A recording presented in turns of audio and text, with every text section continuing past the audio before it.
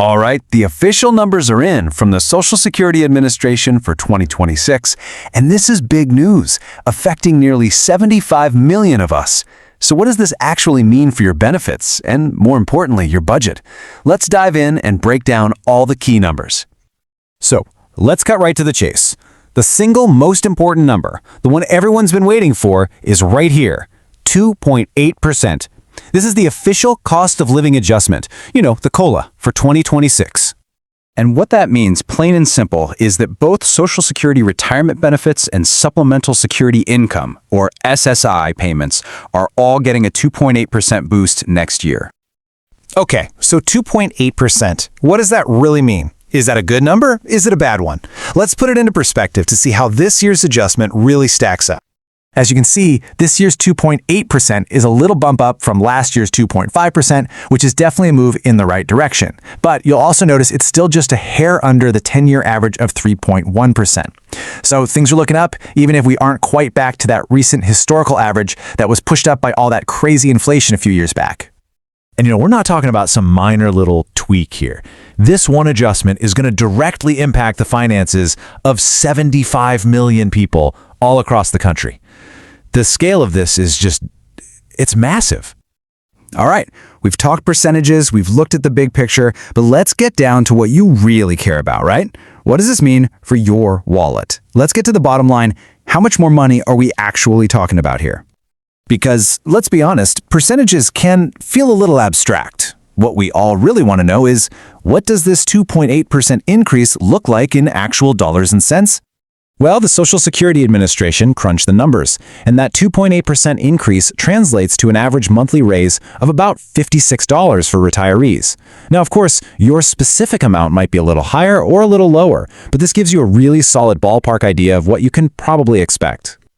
So, you might be wondering, where does this 2.8% number even come from? It's not like they just pull it out of a hat, There's a very specific formula behind it, and understanding how it works really helps clarify the why behind this whole annual adjustment.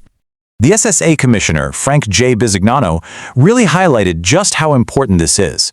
He said, the cost of living adjustment is a vital part of how Social Security delivers on its mission. So you can see, this isn't just about crunching numbers. It's a core part of what Social Security promises to do.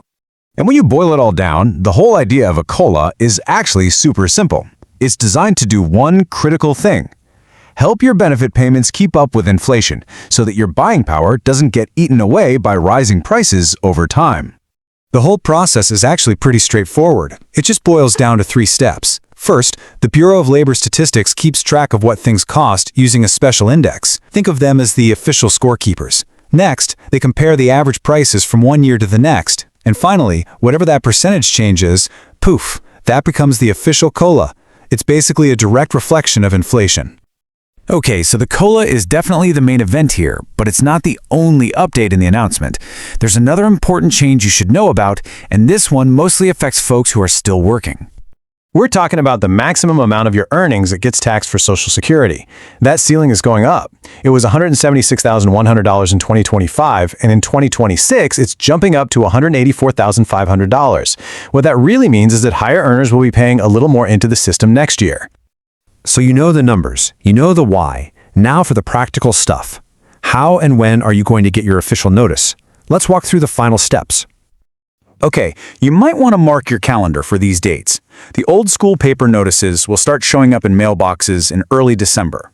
But, and this is the cool part, if you have an online account, you can get a sneak peek in late November.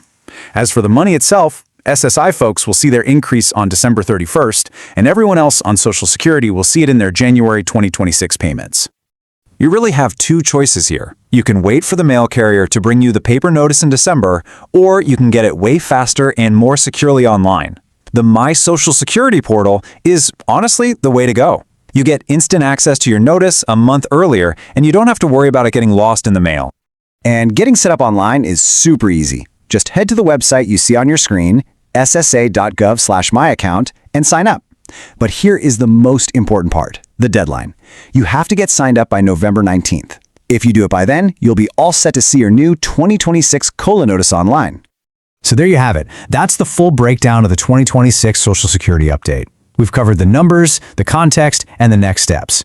But it all really comes down to this one final, very personal question. While the average increase is about $56 a month, does this adjustment truly keep pace with your personal cost of living?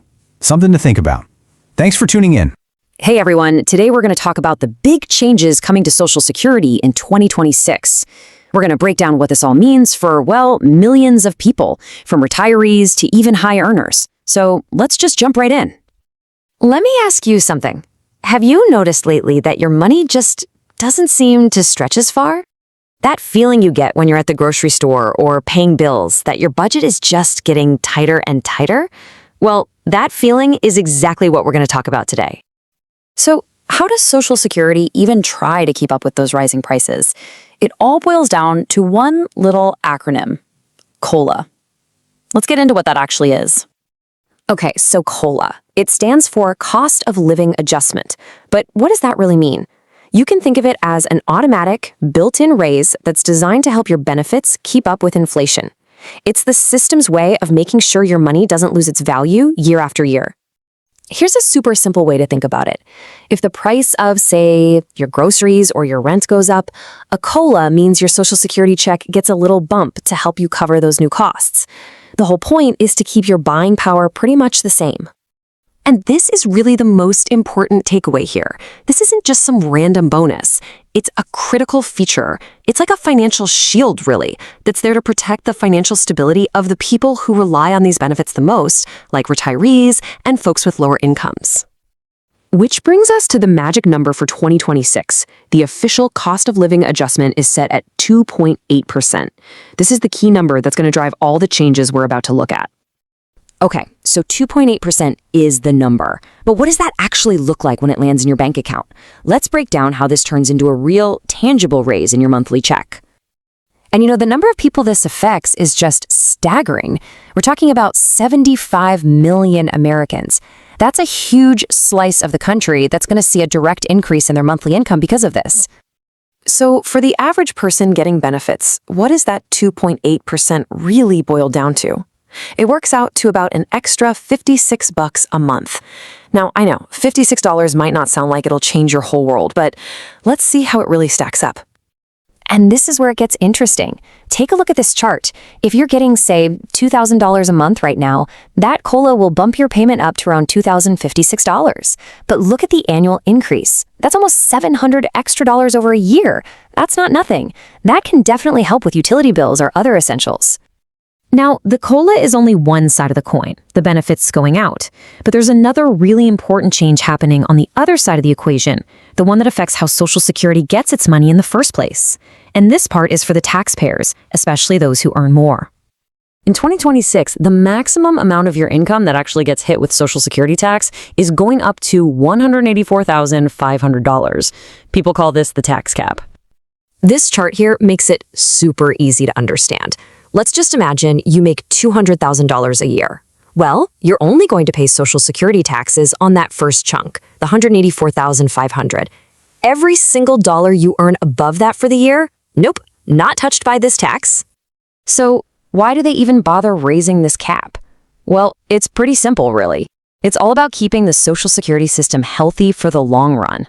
By taxing just a little bit more of those higher incomes, more money flows into the fund, which then helps pay for benefits for everyone now and in the future.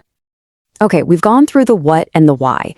Now let's get to the part you've probably been waiting for, how you can find out your exact new benefit amount with no guesswork. It used to be you had to just wait for that official letter to show up in your mailbox sometime in December.